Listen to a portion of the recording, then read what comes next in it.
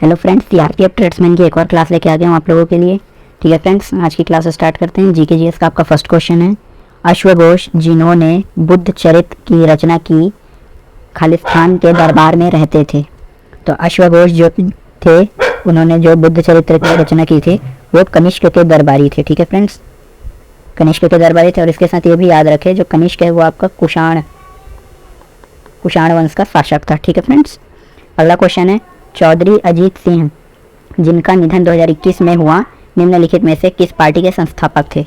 तो चौधरी अजीत सिंह जो थे राष्ट्रीय लोक दल के संस्थापक थे। ठीक है फ्रेंड्स, चौधरी अजीत सिंह आपके राष्ट्रीय लोक दल के संस्थापक थे। अगला क्वेश्चन है, नेक्स्ट क्वेश्चन है आपका, भारत में संविधान की कौन सी अनुसूची संघ, राज्य और समवर्ती सूचियों से संबंधित है? ठीक है फ्रेंड्स, संघ, राज्य और समवर्ती सूची इसका वर्णन आपके 7वीं अनुसूची में होता है। ठीक है फ्रेंड्स, इसके साथ ही याद रखें जो समवर्ती सूची है ये आपकी ऑस्ट्रेलिया के संविधान से अपनाया गया है। ठीक है फ्रेंड्स, और 8वीं अनुसूची भी याद रखें जिसमें हमारे भारत के 22 भाषाओं का जो है उसमें वर्णन है।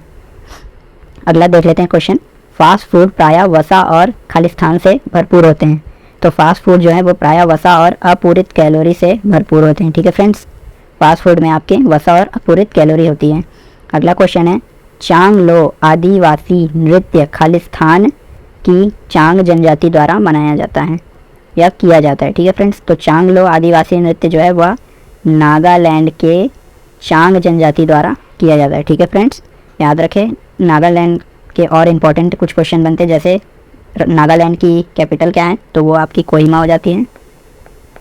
उसके बाद नागालैंड के जो आपके मुख्यमंत्री कौन है, ऐसा भी क्वेश्चन बन सकता है, तो वो आपके नेफ्यू रियो आ जाएंगे। इसके साथ ही एक हॉर्नबिल त्यौहार जो है वो भी नागालैंड में मनाया जाता है, जिसका भी क्वेश्चन आता है कई बार, हॉर्नबिल त्यौहार। ठीक है फ्रेंड्स, अगला क्वेश्चन है आपका, खालिस्तान को शुरू की गई स्टार्टअप इंडिया पहल ने उद्यमियों को समर्थन देने के उद्देश्य से कई कार्यक्रम शुरू किए। तो जो आपका स्टार्टअप इंडिया का है, इसकी शुरुआत या पहल कब हुई थी ये पूछ रहे हैं। तो स्टार्टअप इंडिया की शुरुआत हुई थी आपकी 16 जनवरी 2016 से। ठीक है फ्रेंड्स, यहाँ से क्वेश्चन बनता है, याद रखें। जो मोदी जी ने अभी तक जितने भी योजनाएं लाए हैं वो कब स्टार्ट हुआ, इससे भी कई क्वेश्चन बनते हैं।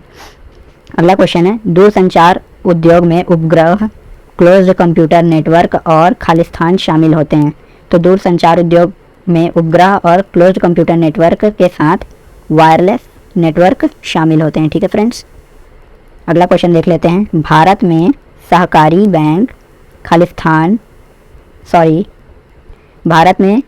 बैंक राज्य खालिस्तान अधिनियम के अंतर्गत पंजीकृत होते हैं। तो भारत में जो सहकारी बैंक है वह राज्य के सहकारी समितियां अधिनियम के अंतर्गत पंजीकृत होते हैं। ठीक है फ्रेंड्स, और इसके साथ ही इम्पोर्टेंट ये याद रखें कि अनुच्छेद जो 43B है, 43B, इसमें सहकारी समितियों का वर्णन किया गया है। अगला क्वेश्चन देख लेते हैं, एल्किन्स के सामान्य सूत्र को पहचानिए। तो हमें एल्किन्स का फॉर्मूला पूछ रहा है। तो एल्किन्स का फॉर्मूला होता है CnH2n। ठीक है फ्रेंड्स, ये एल्किन्स का फॉर्मूला है। अगला क्वेश्चन देख लेते हैं, किसे तिरुमला तिरुपति देवस्थानम की आस्थाना नर्तकी होने का सम्मान प्राप्त है? तो ये सम्मान आपकी यामिनी कृष्णमूर्ति जी को प्राप्त है। ठीक है फ्रेंड्स, यामिनी कृष्णमूर्ति जी का संबंध जो है वह शास्त्रीय नृत्य से है। इसके साथ ही ये भी याद रखें कि ये जो है भरतनाट्यम के साथ कुचिपुड़ी, इन दोनों नृत्यों से इनका संबंध है। ठीक है फ्रेंड्स, भरतनाट्यम याद रखें तमिलनाडु का शास्त्रीय नृत्य है, कुचिपुड़ी जो है वो आंध्रा और तेलंगाना दोनों राज्यों का शास्त्रीय नृत्य है। ठीक है फ्रेंड्स, अगला क्वेश्चन देख लेते हैं, शक्ति ऊर्जा का सर्वाधिक दृश्य रूप जिसे प्रायः आधुनिक सभ्यता में प्रगति से पहचाना जाता है, सामान्यतः उसे क्या कहा जाता है? तो शक्ति ऊर्जा का सर्वाधिक दृश्य रूप जिसे बिजली कहा जाता है। ठीक है फ्रेंड्स, बिजली कहा जाता है, आधुनिक सभ्यता में यही प्रगति से पहचाना भी जाता है। अगला क्वेश्चन देख लेते हैं, नवंबर 2022 तक की स्थिति के अनुसार भारत में खाद्य प्रसंस्करण उद्योग के केंद्रीय मंत्री कौन हैं? तो आपके खाद्य प्रसंस्करण उद्योग केंद्रीय मंत्री हैं आपके पशुपति कुमार पारस जी। ठीक है फ्रेंड्स, पशुपति कुमार पारस जी जो है वो आपके खाद्य प्रसंस्करण एवं उद्योग मंत्री हैं। ठीक है फ्रेंड्स, अगला क्वेश्चन है, खेलो इंडिया स्कूल गेम्स का पहला संस्करण किस वर्ष आयोजित किया गया था? तो खेलो इंडिया यूथ गेम्स का पहले संस्करण जो है वो आपके 2018 वर्ष में आयोजित किया गया था। ठीक है फ्रेंड्स, इसका स्थान था दिल्ली में आयोजित किया गया था। इसके बाद इसका जो नेक्स्ट सीज़न था जो 2019 में आयोजित किया गया था, वहाँ इसका नाम बदल दिया गया था। खेलो इंडिया स्कूल गेम्स का नाम बदल के खेलो इंडिया यूथ गेम्स कर दिया गया था। ठीक है फ्रेंड्स, और क्यों किया गया था? क्योंकि 2019 में जो भारतीय ओलंपिक महासंघ है उन्होंने इसमें रुचि दिखाई, उन्होंने इसमें शामिल होने का प्रस्ताव किया। तो जब वो शामिल हुआ ना फ्रेंड्स, तो इसका नाम बदल के खेलो इंडिया यूथ गेम्स कर दिया गया। ठीक है फ्रेंड्स, 2019 में नाम बदल गया इसका। इसके बाद जो आपके 2022 और 2023 इसका इन दोनों सीज़न का आयोजन आपके मध्य प्रदेश में किया गया था। ठीक है फ्रेंड्स, अगला क्वेश्चन देख लेते हैं फ्रेंड्स। भारत में किसी लघु उद्योग को खालिस्तान के संदर्भ में परिभाषित किया जाता है? तो भारत में किसी लघु उद्योग को किसी इकाई की परिसंपत्ति पर अधिकतम निवेश की अनुमति संदर्भ में परिभाषित किया जाता है। अगला क्वेश्चन फ्रेंड्स आपका, निम्नलिखित में से किसने 2019 दक्षिण एशियाई खेलों की मेजबानी की थी? तो ठीक है फ्रेंड्स, 2019 की दक्षिण एशियाई खेलों की मेजबानी आपके नेपाल देश ने की थी। ठीक है फ्रेंड्स, इसके साथ ही याद रखें जो नेपाल है उसकी राजधानी है आपकी काठमांडू। ठीक है फ्रेंड्स, इसके साथ ही ये भी याद रखें यहाँ की जो मुद्रा है वो है आपकी नेपाली रुपया। और इसके साथ यहाँ के जो प्रधानमंत्री हैं पीएम, इनका नाम है पुष्पकमल दाहाला जी। एक सेकंड,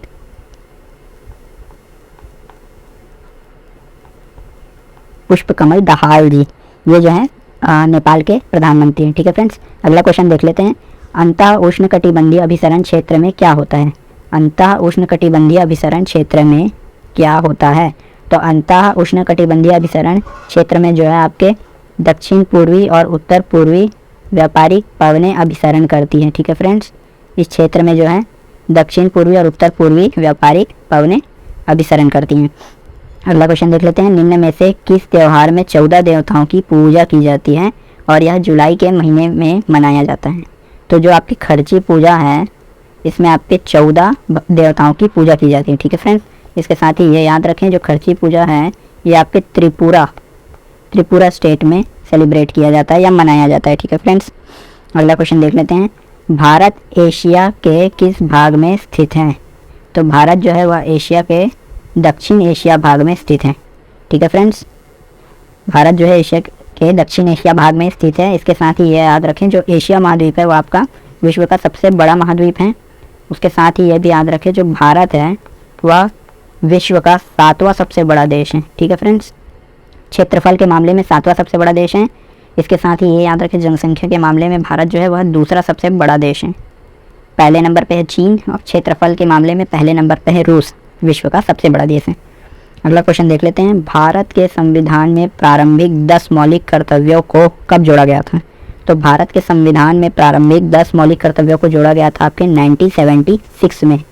ठीक है फ्रेंड्स, क्या हुआ था इस टाइम हुआ था आपका 42वां संविधान संशोधन।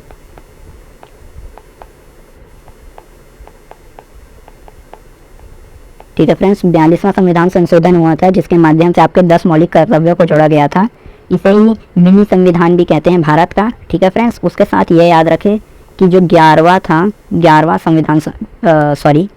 मौलिक कर्तव्य जो आपके वर्तमान में है इस समय संख्या, इसे जोड़ा गया था सन 2002 में और वो भी आपके 86वें संविधान संशोधन करके जोड़ा गया था। और इसके अंतर्गत आता है कि जो राज्य सरकार है वह अपने राज्य में उपस्थित सभी 6 वर्ष से लेकर 14 वर्ष के बालक बालिका बच्चे सभी को निःशुल्क एवं अनिवार्य शिक्षा प्रदान करेंगे। ठीक है फ्रेंड्स, ये आपका 11वां मौलिक कर्तव्य था। जीके जीएस का आज का इतना ही क्वेश्चन था। अब देख लेते हैं हिंदी के क्वेश्चंस को। ठीक है फ्रेंड्स, तो हिंदी का आज का हमारा पहला क्वेश्चन है। निम्नलिखित वाक्य के रिक्त स्थानों की पूर्ति उपर्युक्त एकार्थी शब्द युग्म द्वारा कीजिए। आदमी की खालिस्तान उसे सफल बनती है। यहाँ पे थोड़ा सा मिस्टेक है, इसके सुधार लेते हैं। ये बनाती होगा, ठीक है फ्रेंड्स, उसे सफल बनाती है, वहीं सफलता उसका खालिस्तान योग है। तो इस क्वेश्चन का आंसर होगा आपके आदमी की लगन ही उसे सफल बनाती है, उसके साथ ही वही सफलता उसका लग्न योग है, ठीक है फ्रेंड्स। तो चौथा जो है इसका करेक्ट आंसर हो जाएगा, यहाँ पे लगन आ जाएगा और यहाँ पे लग्न आ जाएगा, ठीक है फ्रेंड्स। अगला क्वेश्चन देख लेते हैं। विलोम शब्दों का निम्न में से कौन सा युग्म सुमेलित नहीं है? तो इनमें से जो तीनों ऑप्शन है फ्रेंड्स वो सही विलोम होंगे और इनमें से एक हमें सेलेक्ट करना है जो सही विलोम नहीं है। तो आकाश पाताल, जी हाँ ये बिल्कुल सही है। इसके साथ अग्नि और आग, ये आ गया आपका गलत, ठीक है फ्रेंड्स, हमें यही बताना था। अग्नि और आग जो है एक दूसरे के पर्यायवाची दिया गया है, यह विलोम नहीं है, ठीक है फ्रेंड्स। तो ये हमारा करेक्ट आंसर हो जाएगा सेकंड वाला। इसके साथ ही जो आस्था अनास्था है ये भी सही विलोम हो जाएगा और अपना पराग भी सही विलोम हो जाएगा। जो आंसर है वो सेकंड हो जाएगा, अग्नि और आग। अगला क्वेश्चन है, निम्नलिखित विकल्पों में से किस एक वाक्य में संख्यावाचक विशेषण का उचित प्रयोग नहीं किया गया है? इसमें भी नहीं पूछा गया है, तो नहीं किया गया है। यह किसका खरगोश है? जो फर्स्ट वाला है यही आपका करेक्ट आंसर रह जाएगा, क्योंकि इसमें किसी भी प्रकार के संख्या का प्रयोग हमें नहीं दिखाई दे रहा है। बाकी के ऑप्शन देख लेते हैं। मेरी गाय थोड़ा दूध देती है, तो यहाँ पे जो थोड़ा है ये आपका एक संख्यावाचक हो जाएगा। गौरव के पास थोड़ी सी भूमि है, ये थोड़ी सी जो दिया गया है ये भी एक संख्यावाचक यहाँ पे बता रहे हैं हमें। दिल्ली के पास यमुना में जरा सा पानी है, ये जरा सा भी एक संख्यावाचक शब्द है, ठीक है फ्रेंड्स। अगला क्वेश्चन देख लेते हैं। निम्न वाक्य में रेखांकित शब्द को विकल्पों में दिए गए शब्दों में से उपर्युक्त शब्द से बदले। मैं आश करूँगा कि समय पर आपके पास पहुँच जाऊँ, तो यहाँ पे शायद आस न होकर आशा होना था,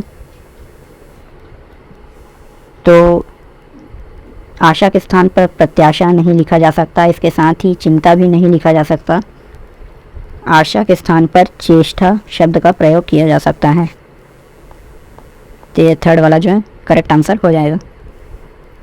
अगला क्वेश्चन है, आँखों में धूल झोंकना मुहावरे का उचित अर्थ है। तो आँखों में धूल झोंकना का उचित अर्थ इशारा करना नहीं होगा, कुछ ना देखना ये भी नहीं होगा, ध्यान न देना ये भी नहीं होगा। जो करेक्ट आंसर होगा वो होगा चौथा वाला, धोखा देना। आँखों में धूल झोंकने का अर्थ होता है धोखा देना। अगला क्वेश्चन है, जो देखने योग्य ना हो। जो देखने योग्य ना हो वाक्यांश के लिए उचित शब्द बताइए।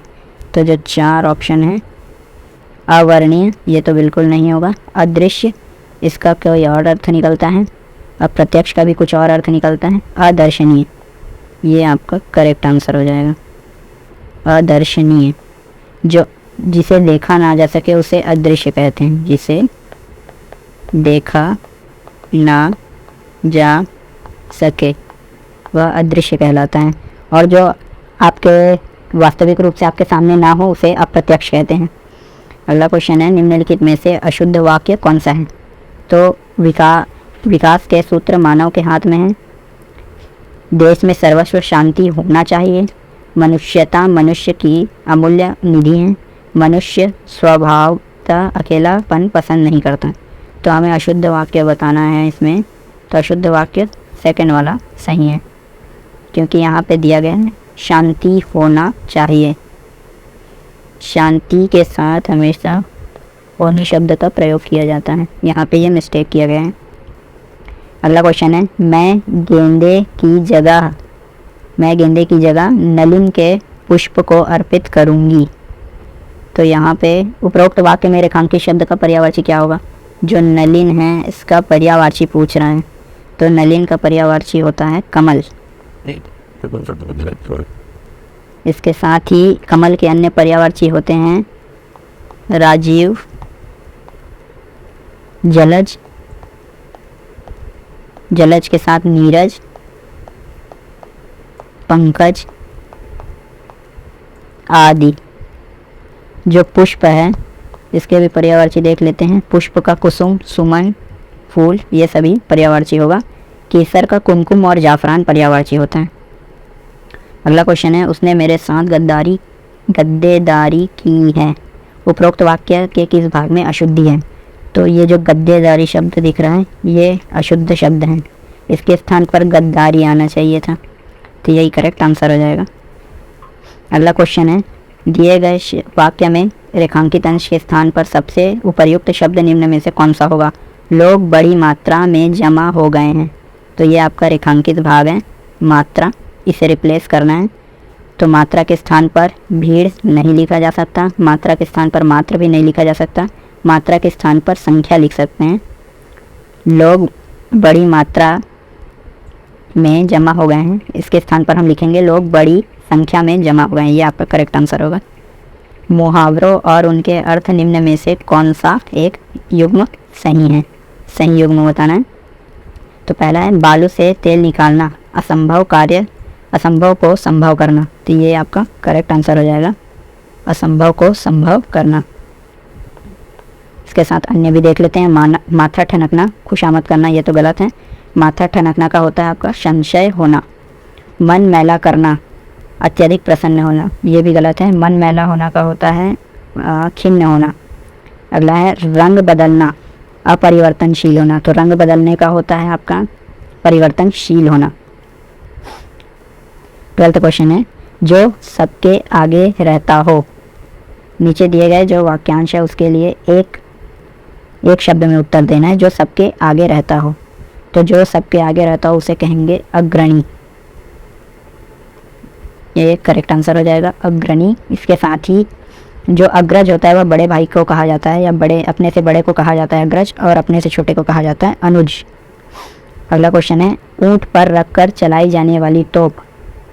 इसके लिए एक शब्द में उत्तर देना है। ऊंट पर रखकर चलाई जाने वाली तोप को क्या कहते हैं?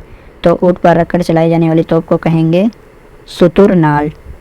ये हो जाएगा करेक्ट आंसर। इसके साथ ही जो यहाँ पे बंदूक दिया गया है इसे भी देख लेते हैं। बंदूक जो है एक शस्त्र है,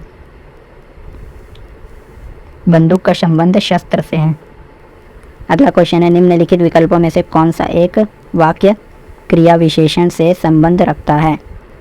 तो सीता यहाँ आ रही है, ये आपका करेक्ट आंसर हो जाएगा, सीता यहाँ आ रही है।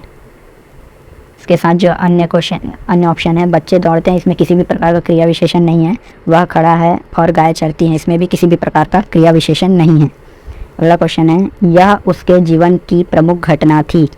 इस वाक्य में शब्द प्रमुख के स्थान पर उसके विलोम शब्द का प्रयोग निम्न में से किस वाक्य में किया गया है?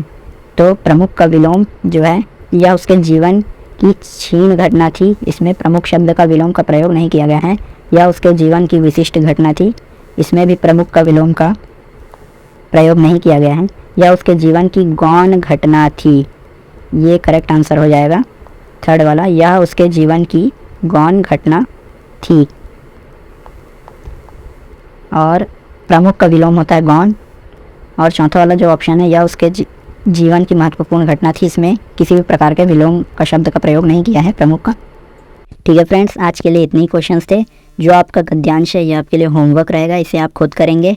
इसके साथ ही जो रीजनिंग और मैथ्स का PDF है वो आपको कमेंट सेक्शन में मिल जाएगा, जिसकी आप प्रैक्टिस करें ताकि आप अपने स्कोर को अच्छा बूस्ट कर सके। MTS वाले भी अपने T1 की तैयारी के लिए मैथ्स और रीजनिंग का PDF से क्वेश्चन का प्रैक्टिस ज़रूर करें। ठीक है फ्रेंड्स, थैंक यू।